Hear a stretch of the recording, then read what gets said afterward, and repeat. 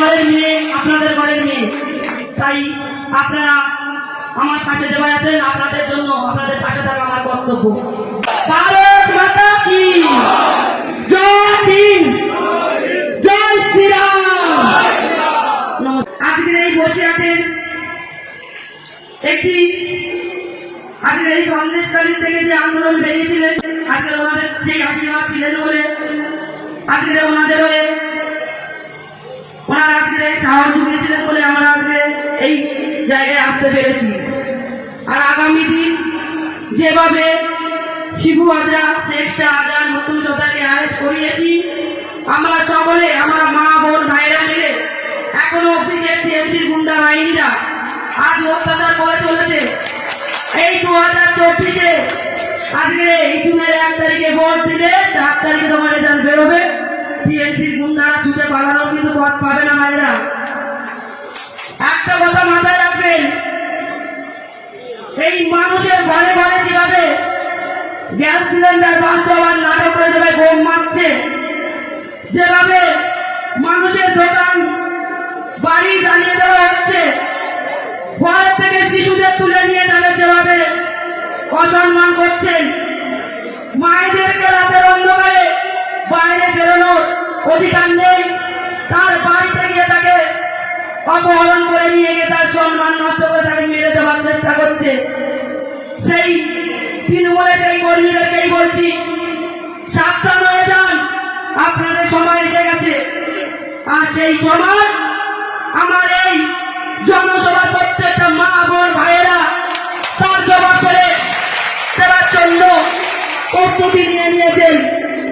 তাই বলছি, আজকের যে সন্দেশকারীর উপর অত্যাচার করার পরেও আমাদের মুখ্যমন্ত্রী ম্যাডাম আসেননি।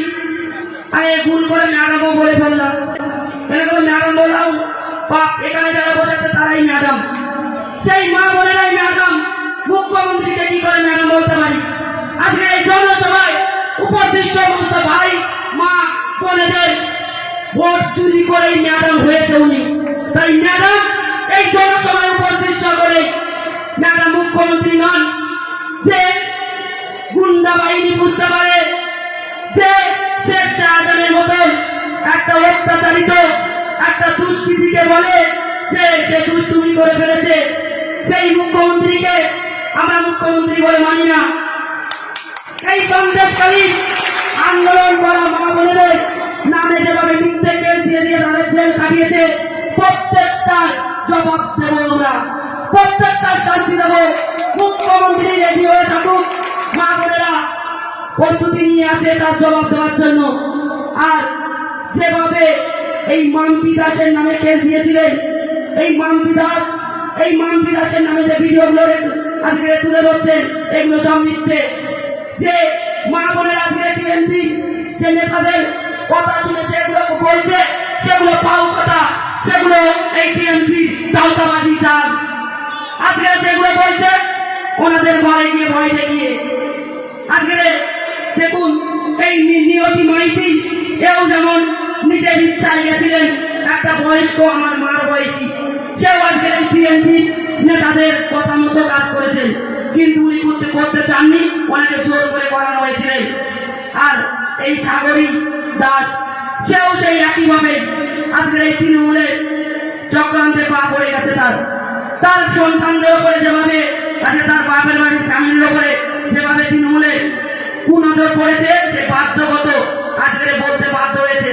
তাই সেই মা বোনেদের বলছি, সেই যে মা বোনেরা আজকে আগিয়ে এসে এই তৃণমূলের ভয়ে পিছিয়ে গেছেন, তাদের উদ্দেশ্যে আমি বলছি, যেভাবে পিছিয়ে গেছেন আপনারা তৃণমূলের ভয়ে এই ভোটবাজকে পদ্ম দিয়ে বুঝিয়ে দেবেন যে তৃণমূলের ভয় এই মা বোনেরা পায় না, আর কখনো পায়নি।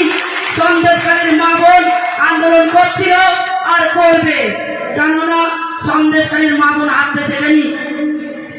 আজকে সন্দেশকারী এই ঘটনা ঘটেছে বলে নয়, আজকে বসিরহাটের প্রত্যেকটা কোনায় কোনায় এরকম ঘটনা ঘটেছে, সেই মা বোনেরা মুখ খুলতে পারেননি। আজকে আমার কাছে এমন কিছু লিখিত চিঠি এসেছে, সেইগুলো সেই ভাইয়েরা নিজের নাম গোপন রেখে বলেছে, দিদি ভাই আপনি আমাদের উপকার করুন, আপনি আজকে সেই দিল্লি যাওয়ার অবধি আমরা আপনাদের সাথে থাকবো। আপনি পারবেন আমাদের সাথে থাকতে? আমি একটাই কথা বলে এসেছি, আপনাদের জন্য এই বোনের জীবন সর্বদাই হাজির। এই বোনের শরীরে যতক্ষণ রক্ত আছে সেই রক্তবিন্দু অবধি আপনাদের সাথে থাকবে ভাই, চিন্তা করার কোনো কারণ নেই। এই লড়াই যেভাবে আমরা লড়তে লেগেছি মাঠে, আমরা লড়াই শেষ করব আর তারপরও আমাদের লড়াই জারি রাখবো। কেন বলুন তো? এরা ছোট ছোট গুন্ডা বাহিনীরা কখন বলে না কেউ ঘুরতে গিয়ে কেপটে বেরিয়ে পড়ে, তাই এই কেউ বিশ্বাস নেই। কোথায় লুকিয়ে বসে আছে, উঠ করেছে বলবে আমি এখানকার মাথাটা তো ছাটার জন্য রেডি থাকতে হবে। তাই এই বসিরহাটের মা বোনের সাথে আমি বলছি, কথা দিয়ে থাকছি, সেই মা বোনের হয়ে আমি মাথা ছাটার ব্যবস্থা করে দেবো। শুধুমাত্র আপনার আশীর্বাদ করবেন। আজকের যেভাবে মাননীয় প্রধানমন্ত্রীজি আজকের আমাদের মাথায় আশীর্বাদের হাত রেখেছিলেন, সেই আশীর্বাদের হাতটা যেন সর্বদাই আমাদের মাথায় থাকে। বিশেষ করে এই ভারতীয় জনতা পার্টি যে কর্মীগুলোর উপর অত্যাচার করছে, সেই ভাইদেরকে বলছি আপনারা ওনাদের থেকে যেভাবে পালিয়ে যান, পালাবেন না। আরে ওনারা কি করবে? আপনারা পালিয়ে গেলে তারা সুযোগ খুঁজে পায় না। আপনারা যখন একজনের বাড়িতে হামলা করে আপনারা 50টা মানুষ ছুটে আসবেন, ওরা পালাতে পথ পাবে না।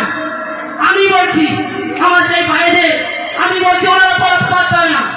কারণ আজকে সন্দেশকারী পাগলের কাছে ওরা নত স্বীকার করেছে।